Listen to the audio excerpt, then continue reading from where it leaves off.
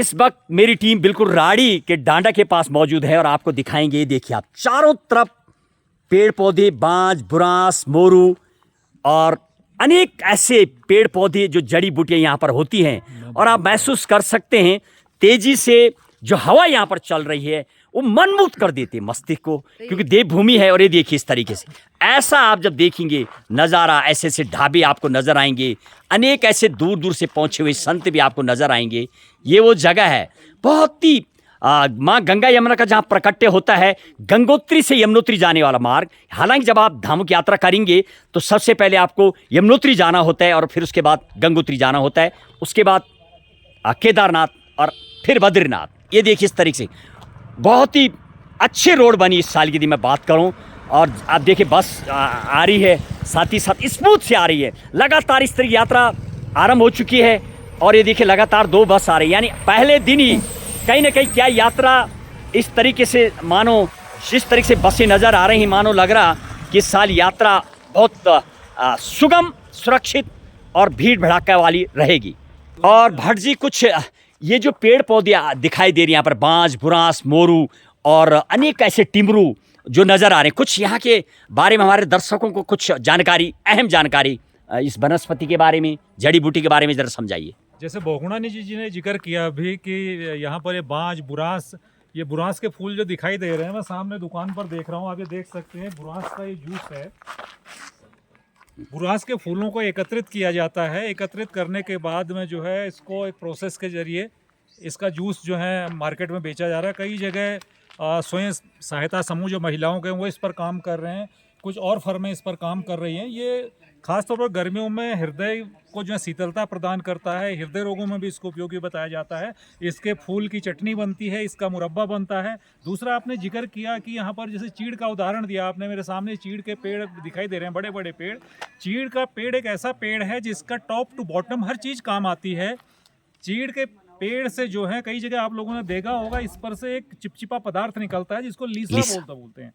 लीसा वो पदार्थ है जिससे तारपीन का तेल बनता है, बिरोजा बनता है, स्याही बनती है, तेलिया कागज बनता है, जूतों की वार्निश पॉलिश बनती है, वार्निश बनती है, इस पेंट उद्योग में चूड़ियां बनती हैं उससे। तो एक ऐसा चीज है, सिर्फ एक लीसे की बात कर रहा हूं मैं, जो आप चेड़ का एक फूल भी जो मार्केट में चिलगोजा आप बोलते हैं, वो भी उपयोगी होता है। इसके पिरूल से जो है कोयला बनाया जाता है। इसका आज की तारीख में इसका पिरूल भी बिक रहा है। और इस लकड़ी को पुराने लोग जो इमारती लकड़ी के रूप में घरों में यूज करते रहे हैं। लेकिन भट्ट जी, थोड़ा आपको रोकूंगा, इसकी ये भी खासियत होती है, ये पौधा किसी दूसरे पेड़ को उगने नहीं देता है, ये अब पनपने, ये खासियत। और ये जंगलों का जो देवदार और बांज, बुरांस को नाश कर देता है, तो इसलिए इसको यहाँ का एक नासुर भी कहा जाता है। क्या आप इस बारे में कुछ बोलेंगे? हाँ बिल्कुल, इसमें ऐसा है कि इसका एक रीज़न है, क्योंकि इसके जो कोणधारी वन जितने भी होते हैं जो मध्य हिमालय में पाए जाते हैं, कोणधारी वनों की जो पत्तियां होती हैं नुकीली पत्तियां होती हैं। और वो पत्तियां जब ग्रीष्म ऋतु आती है उसके साथ जो पत्तियां नीचे झड़ती हैं,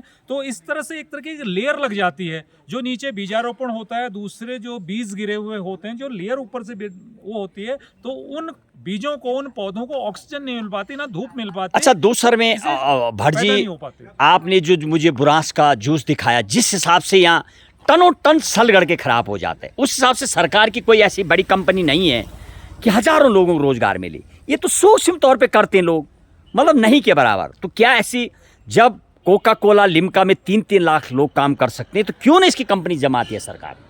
आपने बिल्कुल सही मुद्दे की बात कही है। इस पर एक बृहद नीति बनाने की ज़रूरत है। हालांकि आजकल बुरांस की पौध भी तैयार की जा रही है, उसको लगाया भी जा रहा है, लेकिन एक तरह से ये पेड़ जो है संकटग्रस्त स्थिति में है। हाँ।